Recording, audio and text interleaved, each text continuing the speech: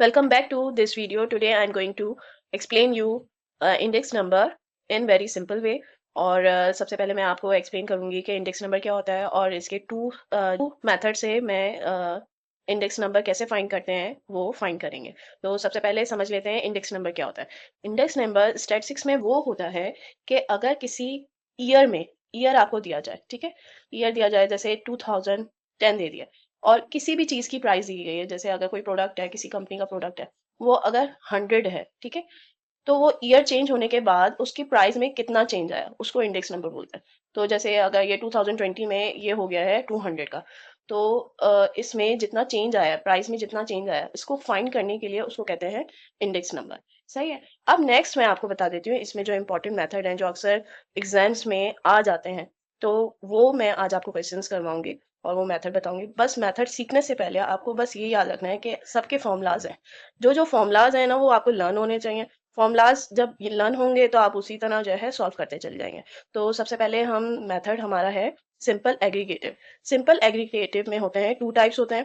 पहला होता है प्राइस इंडेक्स, दूसरा होता है क्वांटिटी इंडेक्स।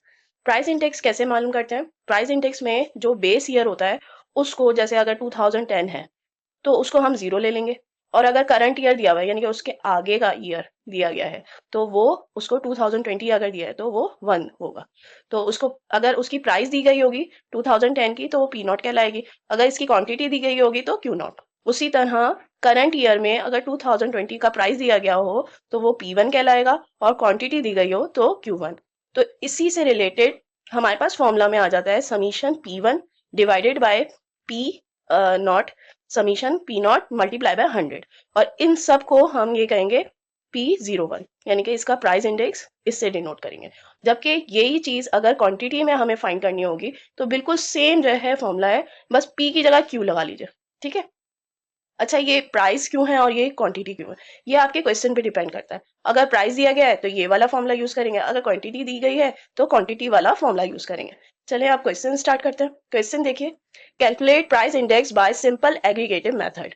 इसमें कमोडिटी दी गई है, प्राइस इन 2011 दिया गया है, प्राइस इन 2019 दिया गया, तो ये सारा डेटा दिया गया है। तो इसमें ये देखिए प्राइस दी गई है, अगर क्वांटिटी दी गई होगी तो हमें क्वांटिटी का फॉर्मूला लगाना है, बस ये नेम चेंज है, बाकी आंसर दोनों में सेम आएगा।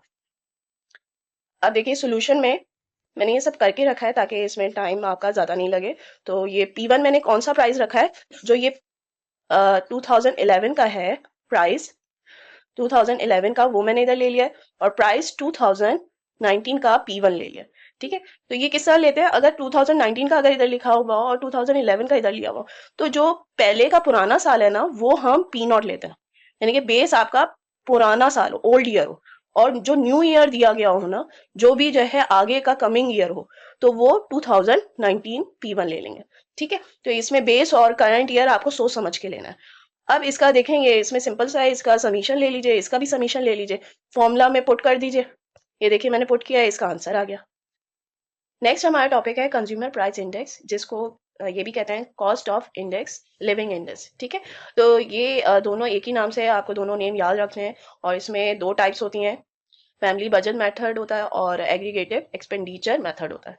तो ये जो है ये दोनों मेथड हैं और इनके फॉर्मूलाज बहुत इजी हैं, कोई मुश्किल नहीं है। सीपीआई अगर आपको फाइंड करने के लिए आया, और अगर CPI find the CPI by family budget कहा गया है, तो फिर आपको ये फॉर्मूला यूज करना होगा, और calculate the CPI by aggregative expenditure method, तो ये वाला फॉर्मूला यूज करेंगे।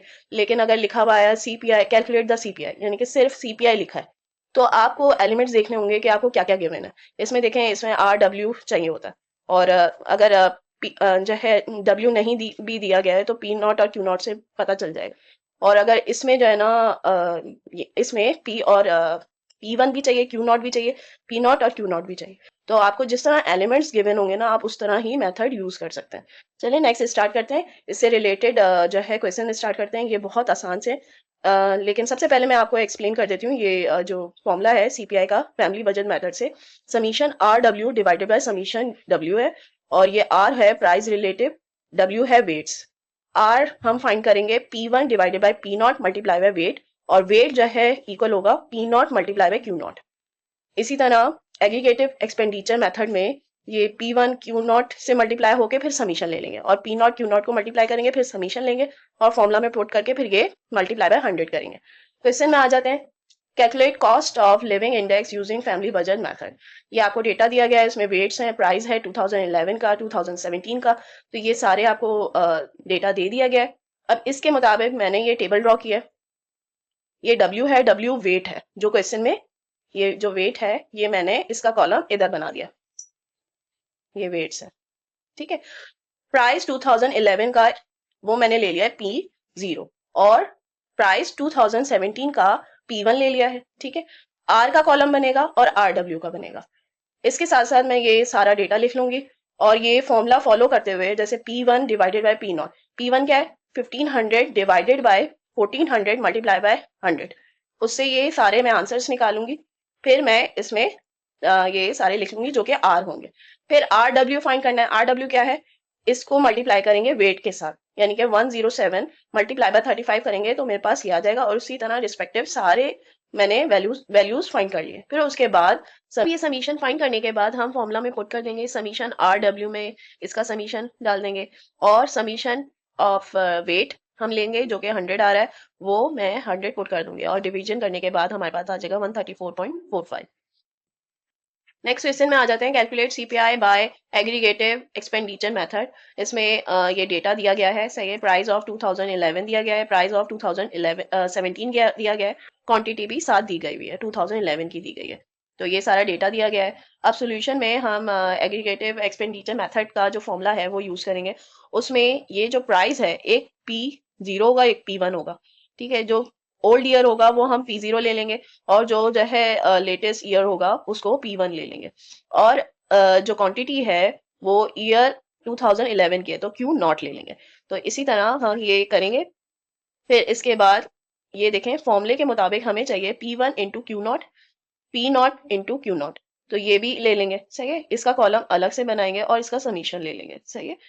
अब समीशन लेने के बाद फॉर्मूला में पुट करेंगे वैल्यूज, तो हमारे पास ये वैल्यूज आ जाएंगे। आप ये जो है CPI फाइंड कर सकते हैं, और ये इसी डेटा से आप दूसरा मेथड भी यूज कर सकते हैं, जो फैमिली बजट मेथड है वो भी कर सकते हैं। और इसमें जो है W नहीं दिया गया है, तो आप P0 और Q0 को जो है मल्टीप्लाई करके W फाइंड कर सकते हैं। तो इससे फैमिली बजट मेथड भी अ, अगर फाइंड करने के लिए आएगा तो आप कर सकते हैं।